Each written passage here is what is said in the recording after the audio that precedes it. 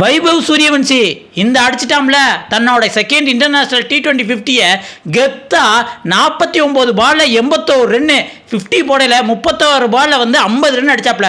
இவரோட ஸ்டாண்டர்டுக்கு இது கம்மி தான். ஏன்னா இதே ஜிம்பாப்வே சீரீஸ்ல ஃபர்ஸ்ட் மேட்ச்லயே 19 பால்ல 50 அடிச்சாப்ல.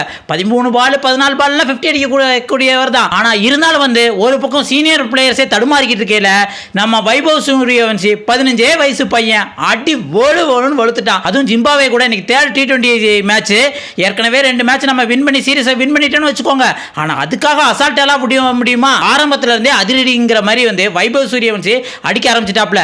ஆனா வந்து ஒரு இக்கட்டான சூழ்நிலை தான் அடிக்க ஆரம்பிச்சாருன்னு சொல்லலாம். ஏன் அப்படின்னம்னா பார்ட்னர்ஷிப்போட இவரை கூட அந்த அபிஷேக் சர்மா மறுபடியும் இன்னொரு ஃபெயிலியர்னு தான் சொல்லலாம். இந்த ஜிம்பாப்வே கூட 3 மேட்சுமே வந்து சிங்கிள் டிஜிட்ல அவுட் ஆயிட்டு போயிட்டாப்ல. அதுவும் சொல்லி வச்ச மாதிரி வந்து முசர்பானி பால்ல தான் அவுட் ஆனாப்ல.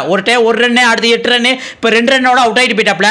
அவரே வந்து ஓப்பனிங் பேட்ஸ்மேனா வந்து கலக்குவாரு. அவருக்கே இந்த பிச்சு வந்து சரியா கை கொடுக்காட்டாலும் எனக்கு தைரியம் தான் முக்கியம், மனசு தான் முக்கியம் அப்படிங்கிற மாதிரி வந்து சூரியவன்சி வெளுன்னு வெளுத்துட்டாப்ல. கடைசியில் இந்த மேட்ச்ல வந்து இந்தியா வந்து 20 ஓவருக்கு 192 எடுத்த 5 விக்கெட்டை இழந்து வந்து 193 தான் வந்து ஜிம்பாப்வேக்கு டார்கெட்டா கொடுத்துருக்காங்க. இருந்தாலும் வந்து சூரியவன்சி தான் இந்த ஸ்கோர் வரதுக்கு காரணம். ஏன் அப்படின்னா இதுக்கப்புறம் வந்து இசான் கிஷன் வந்து 29 ரன் அவுட் ஆயிட்டு போயிட்டாப்ல. ஸ்ரேயஸ் ஐயர் 27 ரன் அவுட் ஆயிட்டு போயிட்டாப்ல. அடுத்து ரிங்கு சிங் வந்து லாஸ்ட் பால் அவுட் ஆகி 25 ரன் எடுத்திருந்தாப்ல. திலக் வர்மா 11 ரன் எடுத்திருந்தாப்ல. இப்படி வந்து மற்ற பேட்ஸ்மேன்லாம் வந்து கொஞ்சம் பரவாயில்லாம விளையாண்டு இருக்கல. சூரியவன்சி ஃபுல் பொறுப்பெடுத்து சரியான 81 ரன் வந்து அதிரடியா ஆடினார் தான் சொல்லலாம். இதுலயும் பாருங்க சூரியவன்சி விக்கெட் எடுக்க மொத்தம் ஜிம்பாப்வே லெவல்ல 11 பேர்ல 7 பேர் பவுலிங் போட்டு எப்படியாவது விக்கெட் எடுத்துடலாம் அப்படின்னு பார்த்தாங்கன்னா அடிச்சு வெளுத்து வாங்கிட்டாப்ல. இன்னொரு 3 பால் இருந்ததுன்னா அழகான ஒரு செஞ்சுரியை பார்த்துருக்கலாம். ஃபர்ஸ்ட் இன்டர்நேஷனல் T20 இது கொஞ்சம் மிஸ் ஆயிடுச்சு. நிறைய பேர் நினைக்கலாம் எப்பா என்னப்பா ஜிம்பாப்வே செத்த பாம்பு புள்ளப்பூச்சி கூடலாம் அடிச்சுட்டு இப்படி ஒரு பீத்தலா அப்படின்னு கேட்கலாம்.